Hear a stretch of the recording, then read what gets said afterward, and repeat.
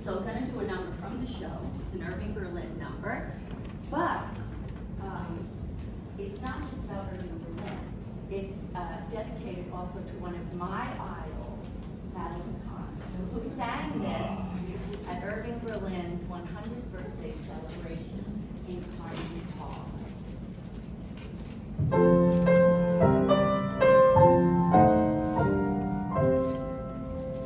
Johnny was bashful and shy. Nobody understood why Mary loved him. All the other girls passed him by. Everyone wanted to know how she could pick such a beau with a twinkle in her eye. She gave this reply: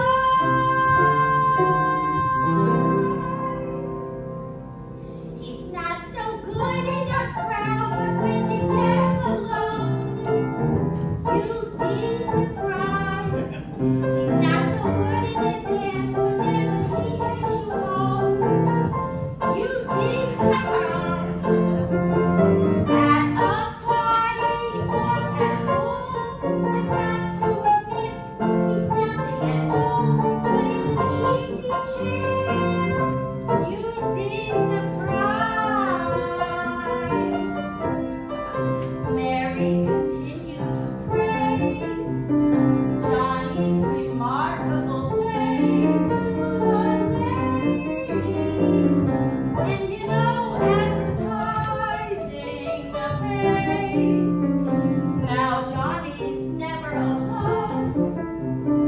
He has the busiest phone almost every other day. A new girl will say,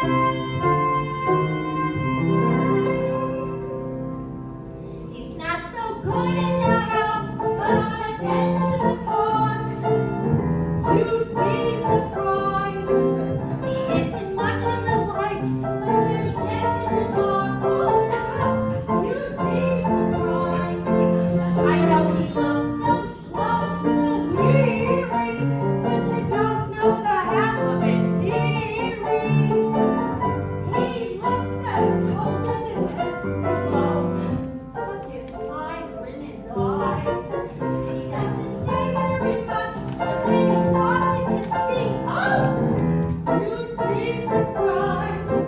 He's not so good at the start, but by the end of the week, you'd be surprised. On a streetcar or on a train, you'd think he was born without any brain, but in a taxi cab, oh boy, you'd be surprised. Really?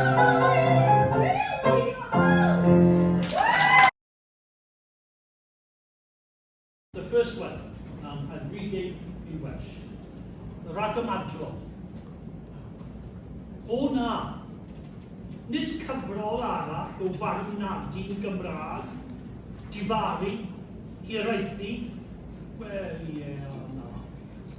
Mae yna gorff sydd Gwilym Lewis fel haf, wedi ei dreulio'n gerddi, ac ynddynt mae'n enw ac yn ifanc, yn annwyl ac yn dywyll. Cancer y geg, ar y lafar, roedd gwir yn ifydd i reolau gramadeg. A'i chamdreiglo enynau yn arwain at problem. Sain gerdd a chan jog. Un gell yn torri'n fwysgwyl alien, yn glaf oerio asid, sila.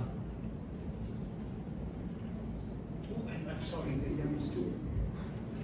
Pan ai dad ar ei fotobike bes, i ganlyn man yn Llandewi, roedd hewl Abergwestyn yn ddi-darmach, bron yn rhy serth i'w esgyn. Bron yna, di sodlo, garreg fach oedd hi ar y brig, rowliodd honno i'r nant, ac fe ddwsin dan dafod afon Gwesyn, y rai adrodd lawr i ymuno ag Irfon, ond hyd heddiw, nid yw'n gronig wedi cyrraedd môr diwedd amser. Fy nas i am oes, chwilio a beroedd am yr un ato. This is introduction in English. Introduction. Oh no, another eulogy from Welsh. Regret, longing, well, yes and no. There is a body named William Lewis. My father spent as a poem. Within there is an old and young man, lovely yet dark. Cancer of the mouth. Verbally, Will was obedient to grammar. There is a mismutation, gene to problem, end sound, end poem, and end song, joke. One cell turned wild beast alien, spitting acid.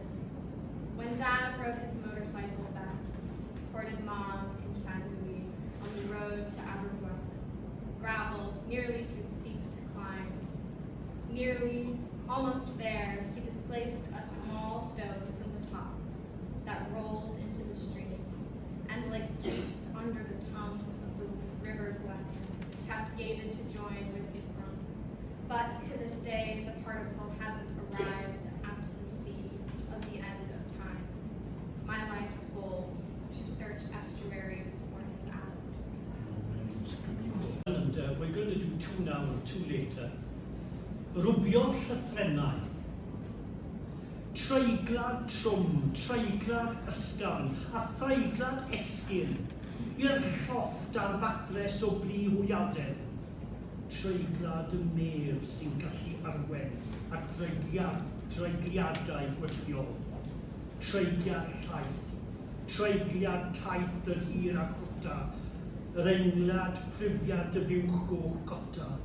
Treiglad croch a threiglad y crio, treiglad dant ac wedyn dant arall. Yna treigliad heneiddio, treigliad cwyno, treigliad peswch, peswch ach wrth we. Treigliad is, treigliad tost, treigliad sy'n hen lwli i rywun sy'n mell o bod yn babi. Ar olaf, treigliad anghofio yn adlu. Rubbing letters in English. Rubbing letters. Mutation heavy, mutation light, and mutation ascends to the loft bed mattress of duck feathers. The honey mutation, which could lead to the miraculous mutation. Mutation moist, mutation beach long and short, mutation ladybug room. Mutation screams and mutation cries. Mutation tooth and then another tooth. Mutation becomes old. Mutation complains. Mutation coughs. Mutation ach unweh. Mutation hush. Mutation harsh. Mutation hisses lullabies for someone far from childhood. And finally, mutation forgets to breathe.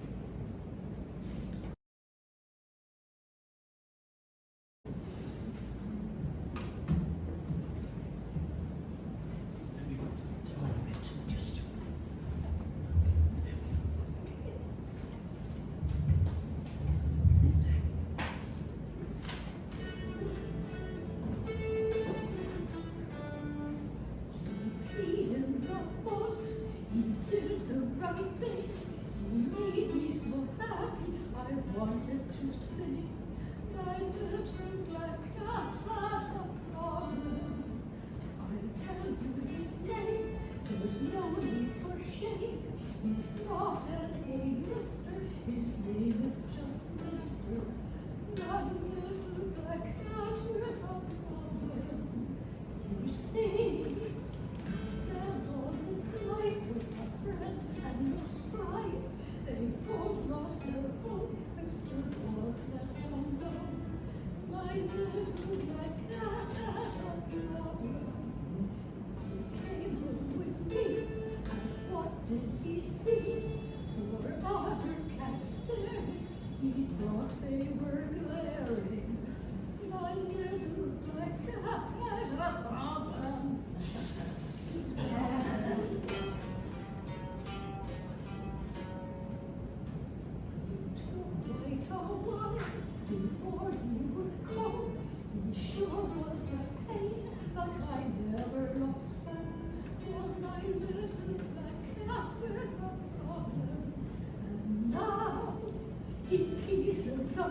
box. He does. It makes me so happy. I just have to sing.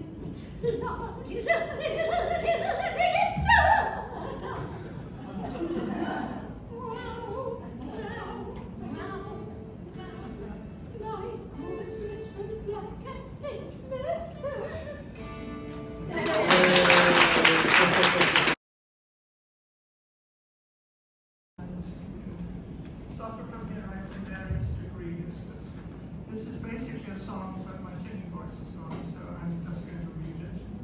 And there's another short one in English afterwards. Gwydw, fawrion, o wybodaeth, o ba beth y gwnaethpwyd hiraeth. A thanefnu ddarwyd yn ddonad ar llyfrau wrth ei wisgo. Derbydd aer, a derbydd arian, derbydd meddau, derbydd sydan. Derbydd pob dillad yn hefen. Ni dderbydd yn hael, y gwrdd y lleia, y gwrdd y môr yn dod yn hynna, y gwrdd y gwynt yn eich awddigon. Ni chwn yr hiraeth, byth o'r gael. Hiraeth mawr, a hiraeth creulol, sydd bob dydd yn torri'n halon, pan o'r drymar nos y cysgu.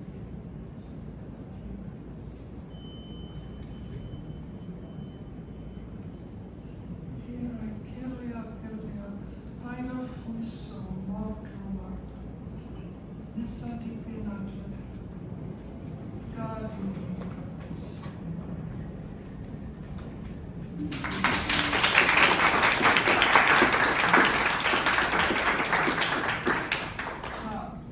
I was talking to my sister about this week, and we both remembered a poem that verse that my father used to recite. And we both said it, we both recited it together. I can't imagine when he would say, maybe at our Sunday dinner table, I don't know. And it maybe he got it from his grandfather, because they talk about sovereigns. So anyway, this is for you, Dad. Here we go. My name is Billy Williams. I come from Pendrowsey. My mother and my father, they were 6 sons. I'm living on my 20th. I have 100 sovereigns and a prostitute. Sunday me to chapel and sit to the gallery and read Sir Jones in Sunday clothes.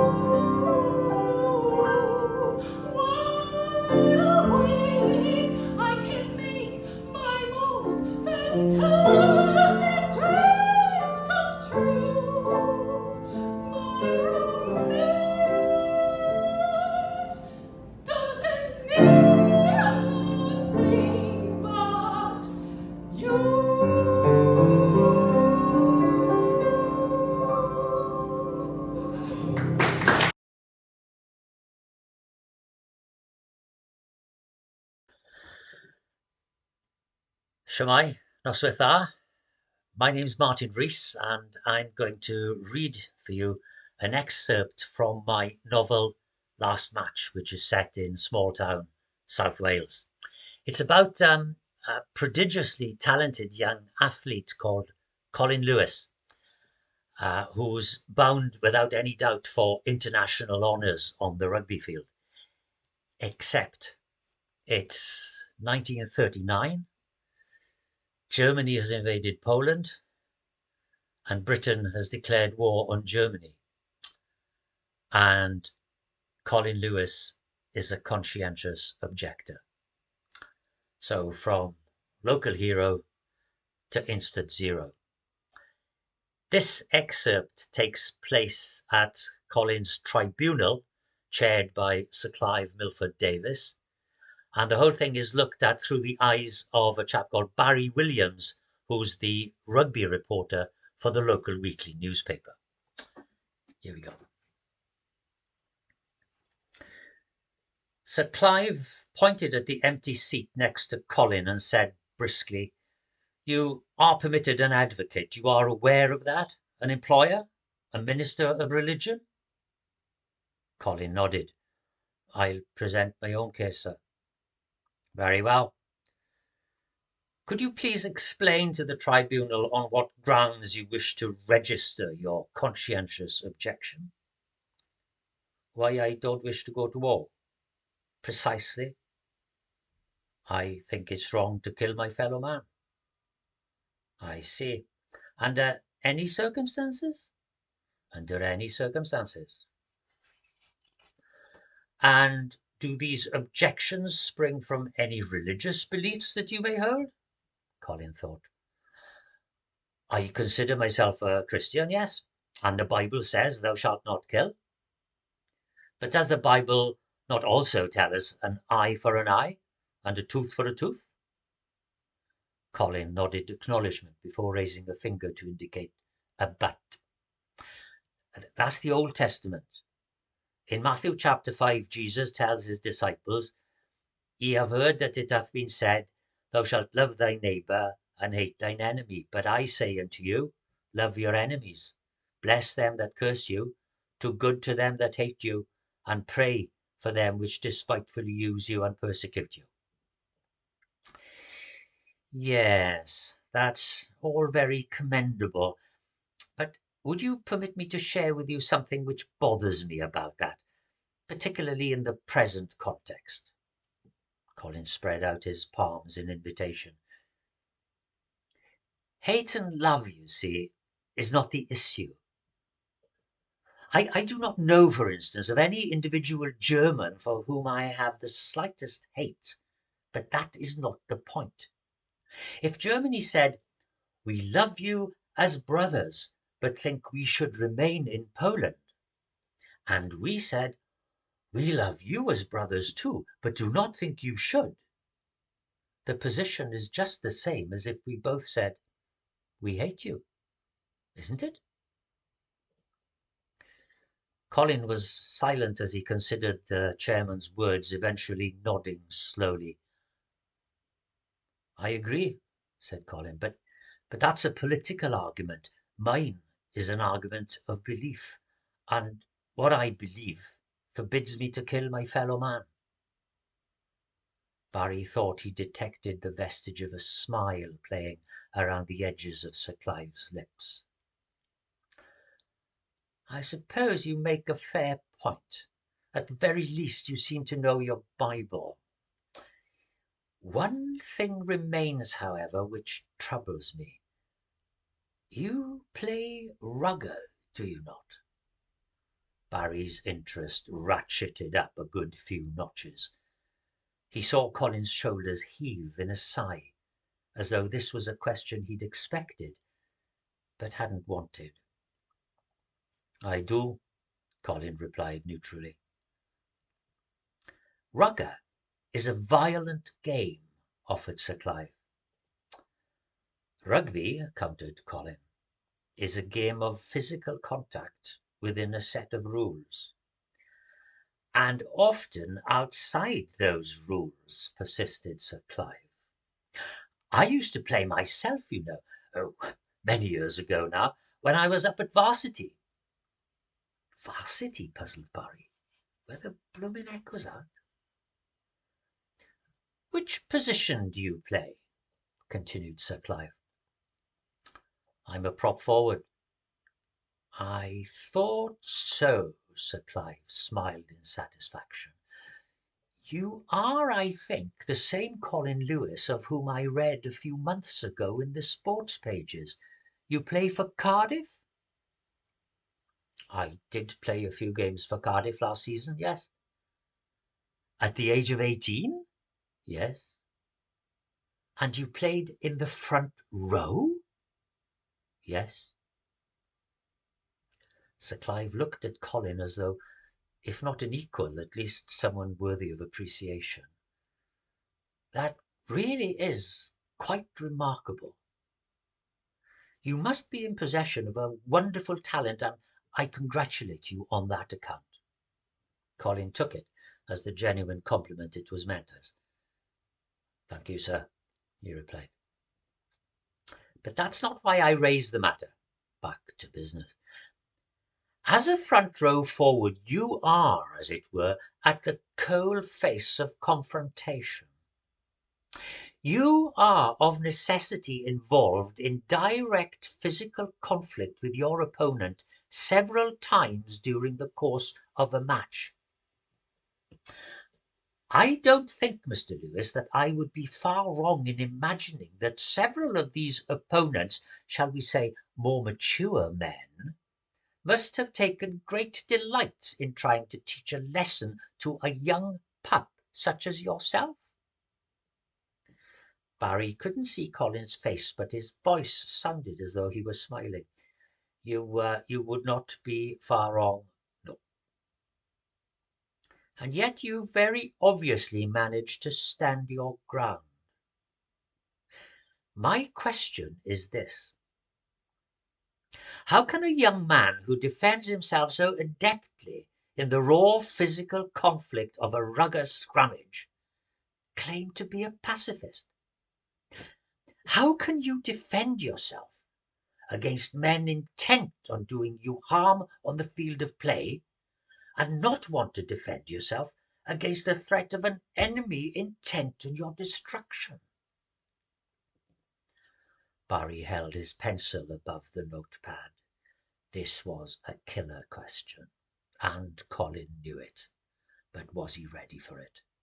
The silence was pure theatre. Colin took his time. His head was angled forward, looking at the desk in front of him in pure concentration.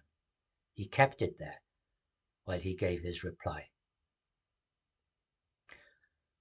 On a rugby field, he began carefully, I use my strength and ability. I play within the rules of the game. I do not break any of God's laws. If I bore arms with the intent of killing a fellow man, then I would be breaking God's laws. My conscience will not permit me to do that. Brilliant, thought Barry. Bloomin' brilliant. He watched Colin raise his head. He was looking directly at Sir Clive. I am not a coward, he said quietly. No, replied Sir Clive, returning his gaze. I don't believe you are. It was all Barry could do not to stand up and clap as though he'd watched a spectacular match-winning try. Diolch am wrando. Thank you for listening. Nos da.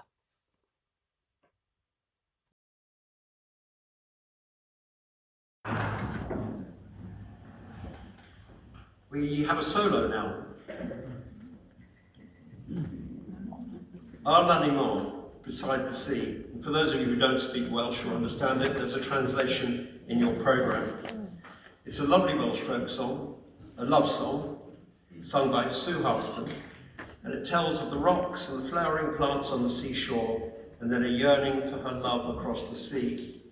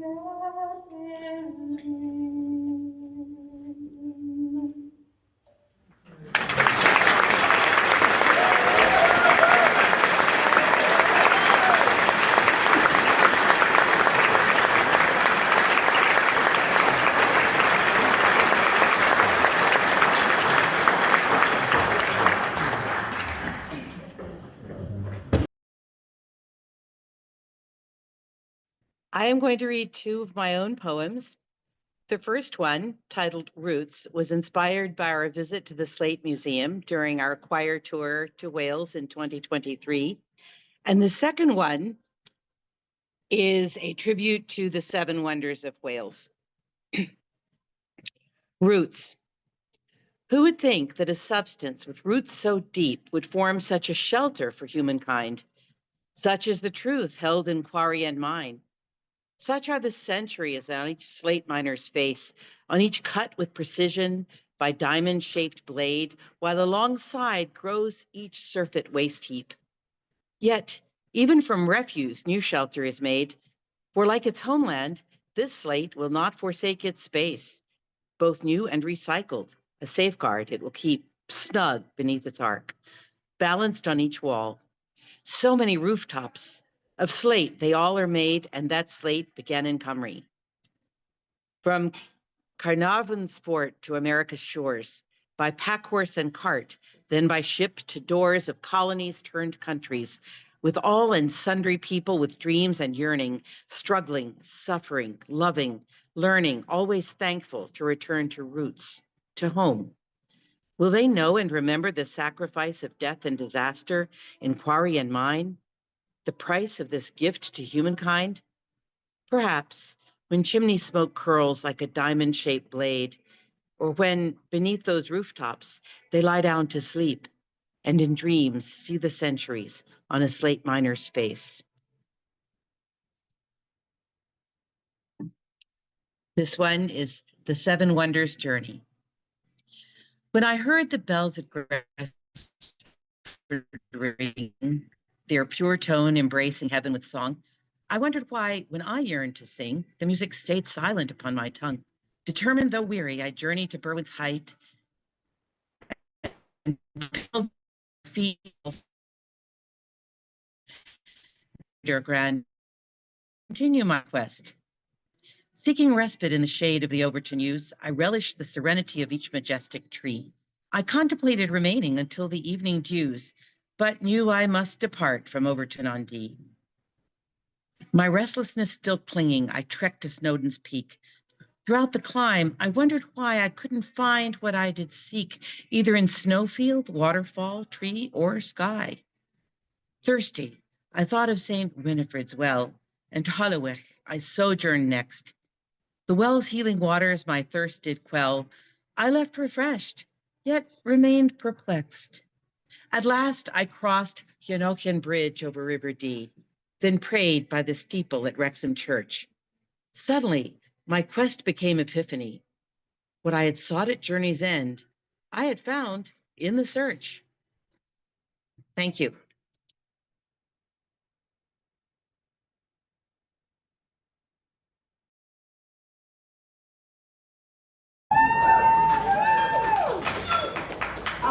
Me too. I'm having a pretty good week, and I'm spending mine as I generally do, sitting alone in my apartment, pondering the mysteries of the universe. And I was wondering, why is it that all of the shampoo that I buy smells like that one flavor of Kool-Aid I would not drink as a child? And why is it if you're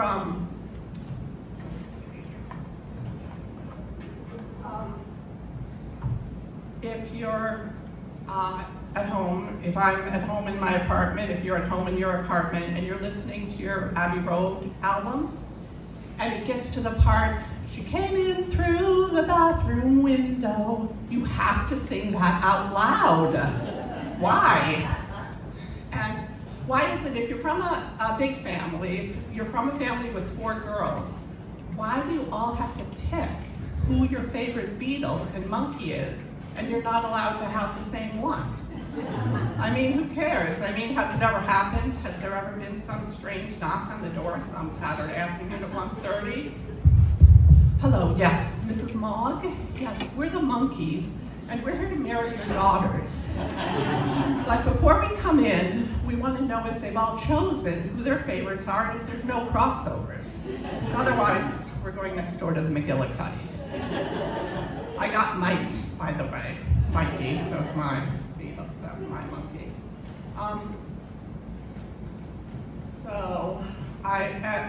As I was pondering this weekend, I did get to some of the big questions. You know, who am I? What do I need to do in my life? What's my meaning? What's my purpose? And well, I didn't get too far on that, so I turned on the TV. But it so happened there was something on television that was like addressing the point. I mean, it was this show, and they were talking about the people's strengths and weaknesses and how they fit into the group. I just don't know what my chances are for getting on the NBA All-Star team. We'll see. You know, you think you've escaped the fate of living in some trailer home in some remote corner of your home state. Then your brother comes to visit you, walks into your apartment and says, Kirsten, you know, you are living in a trailer home. It's just sitting inside of an apartment building. Growing up, I was a swimmer. I spent a lot of time swimming. I swam between 1.5 and 3 hours a day. And I always wondered what effect this would have on me later on in life. Now I find whenever I take a shower, I get this urge to time myself. And if I go out for a run and it starts to rain and I come up on a brick wall, I like really want to do a flip turn. And if I'm I'm taking a walk down the street and it starts to get a bit foggy and someone walks diagonally across my path, I really want to tap them on the foot and tell me I have to pass. That's a swimmer thing. So, in my high school, I was voted the girl most likely to read too much into everything. I still wonder what they meant by that. I'm a triple Pisces, so I'm extremely indecisive. And so I like to do things by chance because I think it will help me decide what to do. Like, I love to watch music videos because you don't know what's coming up next. Like, I used to watch them on MTV. Now I watch them on Vivo, but I think I've been watching a little bit too much Vivo lately. I'm starting to see a plot develop in the sequence of videos. And what else is happening? Well, lately and also during the pandemic, I did tons of watching videos about World War II. And you know, it's a sort of personal interest of mine, so I got something out of it. But one time, you know, it so happened I was watching something and it really seemed like the program might have a lot of meaning for me. It was about this woman, and she sort of, what she did in her life, her strengths, her weaknesses, and it turns out like we had tons of stuff in common. Like, she was a good photographer, she was very athletic, she was in a strong relationship. The only thing was that her name was Ava Braun. Wah, wah. Lately, also, I've been like, you know, very interested in watching stuff, you know, about fascist empires for some reason. Just want to be safe. Just, you know, check my boxes. I'm married now, but for a long time I was single, and my friends used to really complain about how I would talk to you about dating, and they would be like, oh, Kirsten, you're so unrealistic, you're so unrealistic. Well, for 3 years I was interested in a fictional character who then became dead. And another time I was in Central Park, and I saw this guy, and I was like, wow, you know, he's really, something about him, he's very like upright, he had a dog, there was something kind of old-fashioned-y about him. He was a statue. The man and the dog, you know, on the east side, back in the 70s. So, do you ever get this feeling? Every so often, I get this feeling of, oh, this is my life. Wait a minute, this is my life? See, I'm a big time waster. I'm a big procrastinator. So I feel like I'm going to get to the end of my life and I'm going to, you know, say, God, please, you know, I need some more time. I didn't get everything done that I wanted to do. Please, can I have some more time? And he's going to say to me, Kirsten, you know all that time you spent switching the channel with your remote control? Well, up here we multiply that by 10 and we deduct it from your life. So your time is up. And my time is up. Thank you very much.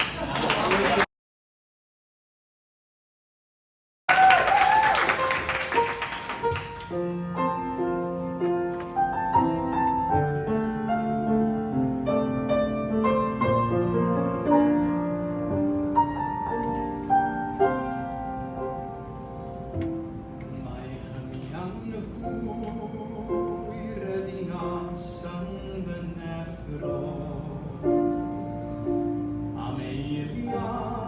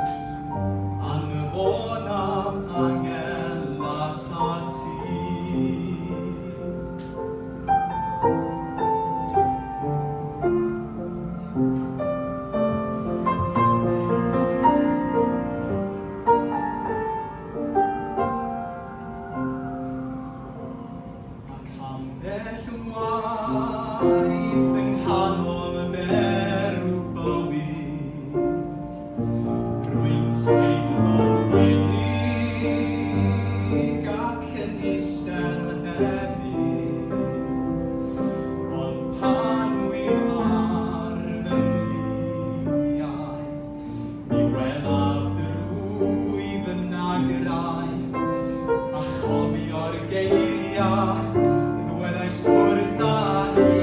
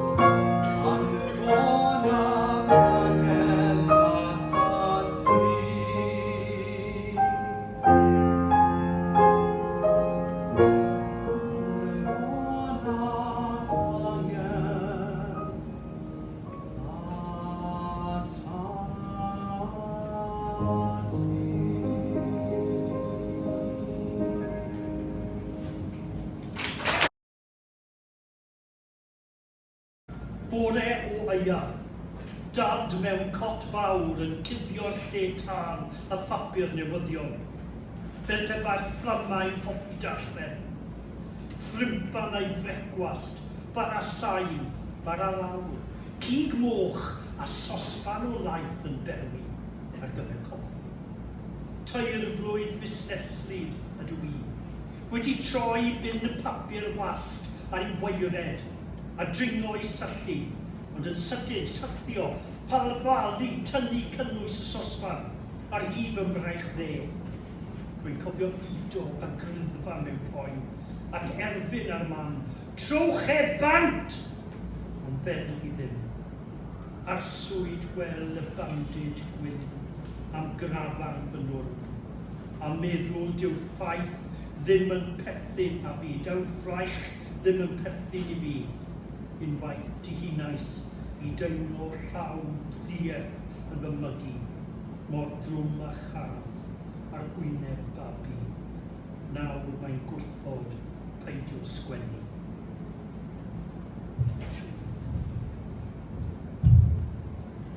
This is the accident in English. A winter morning, Dad in an overcoat, hiding the fireplace with a newspaper, as if the flames wished to read. His breakfast in the frying pan, grease bread, lava bread, bacon, and a saucepan of boiling milk for coffee.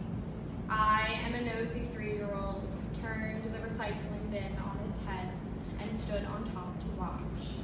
But suddenly, falling, stumbling, the contents of the saucepan covered my right arm. I remember howling, a groan in pain, begging Mom to turn it off, but she couldn't. To see the horrifying white see the horrifying white bandage for my claw fist and thought, this arm doesn't belong to me. Once I woke to an alien hand suffocating me, as heavy as a cat on a baby's face. Now it never stops writing. Jen, one of my favorites.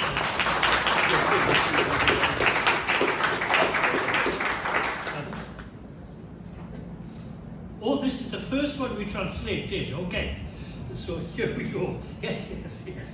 I was confused with them. This is real hard Welsh, you know, and I don't know how she does this. I just remind you of this. She can't speak Welsh, all right? And she translates Welsh into great poetry. It's crazy. Anyway. Next, one more bit.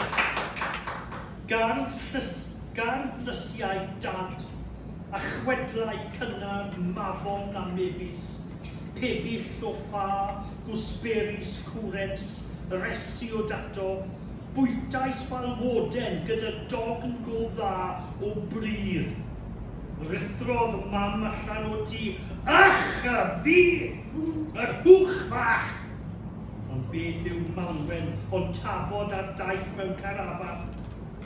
Mewn sarf roedd hi'n blasu'r glaswellt, gro man, eden fy bandod, y gisan gyntaf, rhwng merch ac ymlusgiad, yr hen fargen, a fynnau'n gwenu blith ar fy nghen. This is Girl Snail.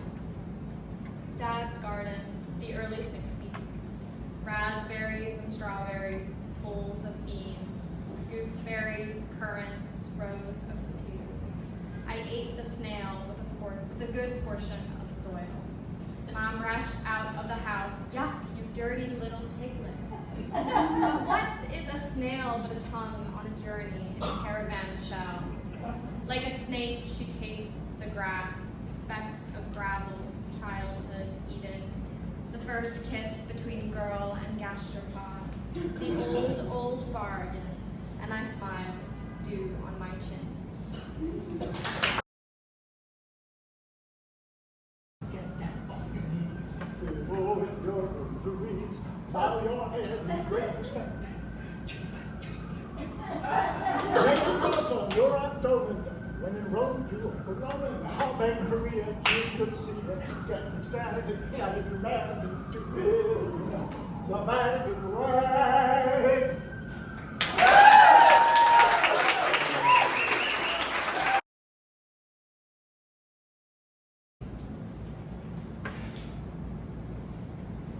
Now, as I was young and easy under the apple boughs, about the lilting house and happy as the grass was green, the night above the dingles starry, time let me hail and climb golden in the heydays of his eyes. And honored among wagons, I was prince of the apple towns. And once below time, I lordly had the trees and leaves trail with daisies and barley down the rivers of the windfall light. And as I was green and carefree, famous among the barns about the happy yard, and singing as the farm was home, in the sun that is young once only, time let me play and be golden in the mercy of his means. So green and golden I was huntsman and herdsman. The calves sang to my horn. The foxes in the hills barked clear and cold. And the Sabbath rang slowly in the pebbles of the holy streams. Oh, the sun long, it was running, it was lovely, the hayfields high as the house, the tunes from the chimneys, it was air and playing, lovely and watery and fire green as grass. And nightly, under the simple stars, as I rode to sleep, the owls were bearing the farm away, and all the moon long I heard, blessed on this the nightjars flying with the ricks, and the horses flashing into the dark. And then to awake and find the farm like a wanderer, white with the dew, come back the cup on his shoulder. Oh, it was all shining. It was Adam and Maiden. The sky gathered again. The sun grew round that very day. So it must have been after the birth of the simple light. In the first spinning place, the spellbound horses walking warm out of the whinnying green stables onto the fields of praise. And honored among foxes and pheasants by the gay house under the new-made skies and new-made clouds, and happy as the heart was long. In the sun born over and over, I ran my heedless ways. My wishes raced through the house-high hay, and nothing I cared at my sky-blue trades. The time allows in all his tuneful turnings, so few and such morning songs. Before the children, green and golden, follow him out of grace. Nothing I cared in those lamb-white days. That time would take me up to the swallow-throned loft by the shadow of my hand in the moon that is always rising. Know that riding to sleep, I should hear him fly with the high fields and wake to the farm forever fled from the childless land. Oh, as I was young and easy in the mercy of his means, time held me green and dying. Oh, I sang in my chains, like the sea.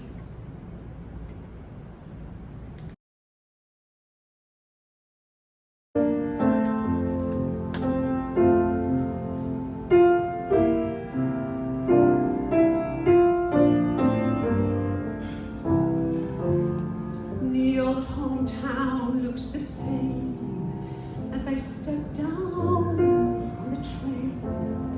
There to meet me,